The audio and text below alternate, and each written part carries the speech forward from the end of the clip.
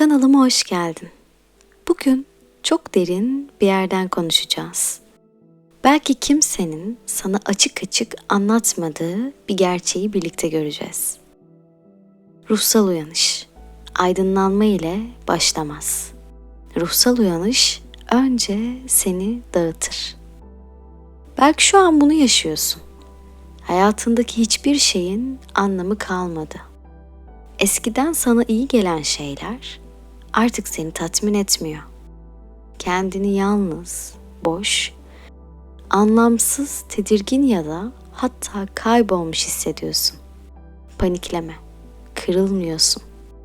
Çöküyormuş gibi görünsen de aslında yeniden kuruluyorsun. Bu ruhsal uyanışın karanlık evresidir. Tasavvufta fena, yangda gölgelerle yüzleşme, modern psikolojide kimlik çözülmesi, nörobilimde sinaptik yeniden yapılanma diye geçer. Ama adı ne olursa olsun yol hep aynıdır. Önce dağılır, sonra doğarsın. Şimdi gel birlikte bu sürecin neden yaşandığını, ruhani, psikolojik ve bilimsel açıdan neler olduğunu ve bu sürecin aslında seni nereye götürdüğünü adım adım sakin bir dille konuşalım. Neden uyanış önce karanlıkla başlar? Dışarıdan bakan biri için sen bozuluyorsun sanabilir. Ama içeriden bakan ruh bilir. Karanlık yeni bir ışığın doğacağı yerdir. Tasavvufta buna karanlık gece denmez. Tecelli öncesi bozuluş denir. Mevlana toprak çatlamasa tohum filiz vermez der. Bu çatlama sensin. İçindeki kabuk kırılmaya başladı. Fakat bu kırılma dışarıdan kriz gibi görünür. Eski kimliğinin çözüldüğü anlarda insan sanki hayatının kontrolünü kaybetmiş gibi hisseder. Psikolojide bu duruma benlik ölümcüğü denir. Bu ölümcük gerçek bir ölüm değil. Kim olduğuna dair eski hikayenin ölmesidir. Ego der ki, ben kim olduğumu biliyordum. Düzenimi biliyordum. Neye nasıl tepki vereceğimi biliyordum. Şimdi hiçbir şey tanıdık gelmiyor. Nörobilim ise şunu söyler. Beynin alıştığı sinir yolları çökerken yeni yollar kuruluyor. Buna beynin kendini yeniden örgütlemesi denir. Yani çöküyormuş gibi hissederken aslında beynin daha büyük bir haritaya hazırlanıyor. Bu nedenle uyanışın ilk evresi karanlık görünür. Çünkü gözün ışığa alışık olduğu süzgeç kırılır. Yeni bir ışık, yeni bir bakış, yeni bir bilinç doğmaya başlar. Ruhsal uyanışın karanlık evresinde neler olur? Bu dönemde yaşadıkların tesadüf değil. Hepsi birer içsel yeniden yapılanma işaretidir.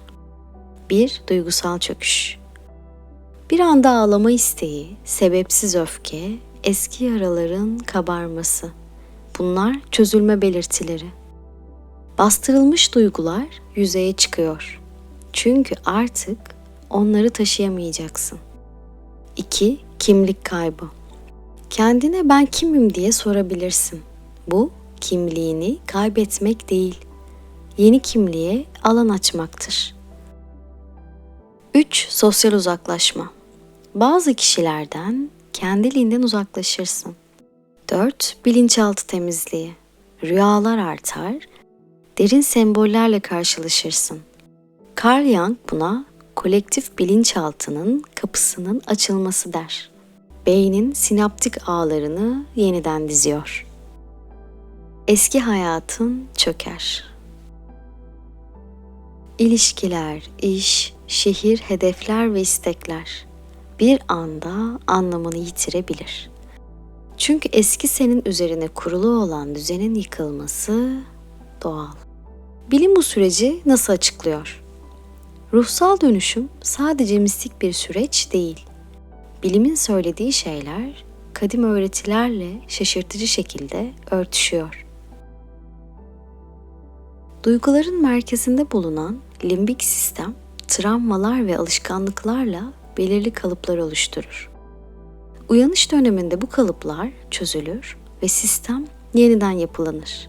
Bu yüzden duygular dalgalanır. Default Mode Network çöküyor. DMN, beynin benlik hikayesini yöneten bölgedir. Meditasyon, derin farkındalık ve ruhsal kriz anlarında bu ağ çöker.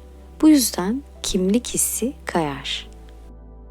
Nöroplastisite artıyor. Yeni farkındalıklar, yeni sinir yolları yaratır. Bu da zihinsel esnekliği arttırır. Epigenetik aktivasyon. Bazı araştırmalar yoğun ruhsal deneyimlerin gen ifade biçimini bile değiştirebileceğini gösteriyor. Yani sadece düşüncelerin değil, biyolojin bile dönüşüyor. Tasavvuf bu sürece nasıl bakar? Tasavvufta ruhsal uyanışın karanlık evresi çok net bir dille anlatılmıştır. Buna nefs mertebelerinin yanışı denir. İbn Arabi der ki, kişi önce kendini kaybeder, sonra kendinden doğar. Yunus Emre şöyle söyler, bir ben vardır bende, benden içeri. İşte o içeriye inerken dış kabuk yanar. Bu yanış acı verir. Ama ruhu hafifletir. Mevlana'nın dediği gibi, can yanmadan canan bulunmaz. Yani bu süreç bir ceza değil, bir davettir. Neden önce dağılırsın? Birincisi, eski senin ölmesi gerekiyor. Eski hikayelerin, korkuların, alışkanlıkların yeni bir bilince sığmaz. İkincisi, ruhun seni büyütmek için seni yalnızlaştırır. Gürültü azalır, iç ses duyulur. Bu yüzden karanlık dönem aslında ruhun sessiz eğitim kampıdır. Üçüncüsü, bilinç yükselirken bilinçaltı boşalır. Bu boşalma dağılma gibi hissedilir ama bu sadece enerjinin yenilenme evresidir. Bu süreçte nelere dikkat etmelisin? Bu dönemde kendini zorlamamalısın. Ruhsal uyanış bir yarış değil, bazen durmak, yürümekten daha ileridir. İkincisi, duyguları bastırmamalısın. Gelen her şey gitmek için gelir. Duygunun akmasına izin ver. Böylece çözülür. Üçüncüsü, yalnızlığı yanlış yorumlama. Bu reddedilme değil, hazırlık sürecidir. Dördüncüsü, bedenini ihmal etme. Çünkü dönüşüm zihinde gerçekleşirken yük bedene biner. Ve son olarak her şey yolunda gidiyor. Evet, yanlış duymadın. Dağılıyorsun çünkü yükseliyorsun. Kırılıyorsun çünkü genişliyorsun. Sessizleşiyorsun çünkü derinleşiyorsun. Yoruluyorsun çünkü yenileniyorsun. Kayboluyorsun çünkü bulunuyorsun. Bu süreçten sonra seni ne bekliyor? İstersen bu bölümde biraz umut verelim. Çünkü karanlığın sonu gerçekten ışık. Bu evreden geçtikten sonra çok daha güçlü bir sezgin olur. İnsanları ve enerjileri daha hızlı anlarsın. Kalbin daha hafif olur, hayatın amacına daha yakın hissedersin. Eski tuzaklara düşmezsin. İlişkiler değişir, bazısı biter ama gelenler çok daha yüksek frekanstadır. Kendini daha sakin, daha merkezde, daha bilge hissedersin. Buna yeni ruhsal denge denir. Zorunlu bir çöküşten bilinçli bir yükselişe geçersin. Ruhun sonunda der ki, artık hazırsın. Eğer bu süreci yaşıyorsan, lütfen bil ki yalnız değilsin. Bu insan ruhunun en eski yolculuğudur. En büyük öğretmenler bile bu karanlıktan geçmiştir. Bir şeyler parçalanıyor gibi hissetsen bile aslında hayatın seni yeniden kuruyor. Kendine karşı nazik ol. Sürecine teslim ol ve unutma. Karanlık, ışığın kendini göstermek için seçtiği ilk yerdir. Bu dönem bitmek için değil, seni yükseltmek için başladı. Dinlediğin için teşekkür ederim.